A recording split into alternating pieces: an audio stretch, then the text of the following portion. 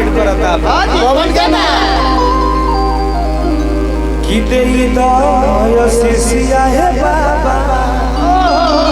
सोनावा साला वो गाना के आप सब 25 मिलियन के सावन के सबसे बड़ा गाना गए।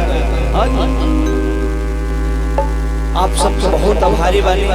प्रेमी धुन चैनल से गाना आई तो आप सबके आभारी वाली सावन में भाई के झंडा आप सब लहराओ और ज्यादा कुछ ना कहो। एगो गाना भी बड़ा अरे नहीं जितने लोग हैं सब मेरे भाई आई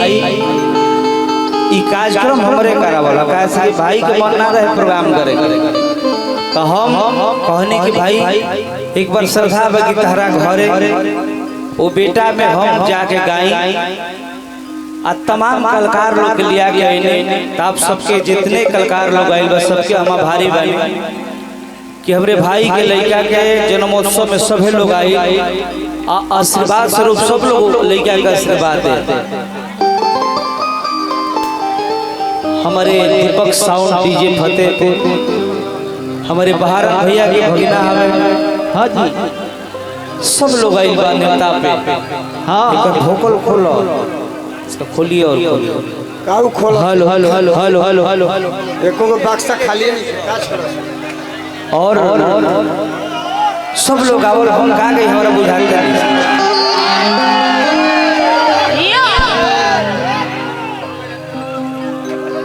अंतिम दौर एगो दूगो गीत हम गए ज्यादा ना गए कहे से कि सारे मीडिया भाई लोग लागल बे ही छपरा के घटना हमारे से घटल नरमुंडा जी हेलो छोटे छोटे भाई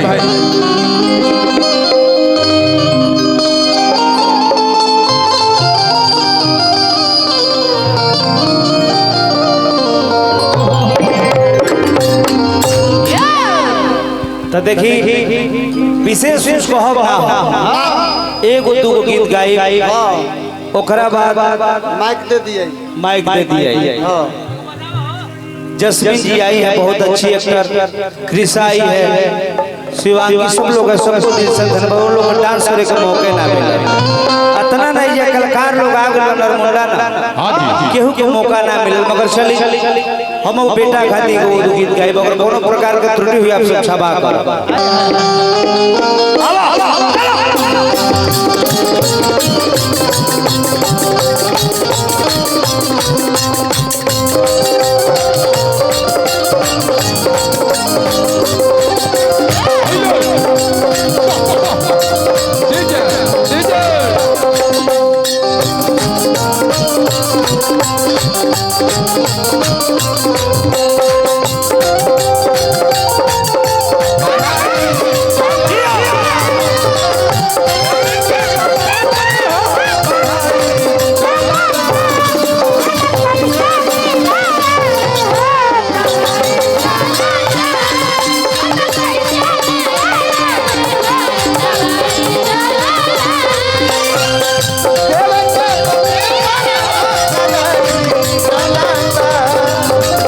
Yeah.